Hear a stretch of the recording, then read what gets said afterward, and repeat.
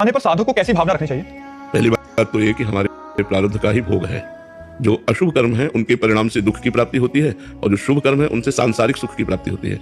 शुभ और अशुभ दोनों को नष्ट करने के लिए मानव जीवन मिला है, तो दुख को भोग करके नष्ट कर दे और सुख को बांट करके, जैसे हमें सुख मिला है उसे बांट करके और दुख मिला है उसे भोग करके नष्ट। अवश्य में भोक्तव्यम कृतं कर्म शुभाशुभम। तो उस समय विचार करना चाहिए कि हमारे प्रारब्ध जो गंदे प्रारब्ध हैं, जो अशुभ प्रारब्ध है, वो निपट रहे हैं। भगवान की बड़ी कृपा है, मैं पवित्र हो रहा हूँ, मैं स्वच्छ हो रहा हूँ, पर ये तभी सार्थक होगा जब नाम जप चल रहा होगा।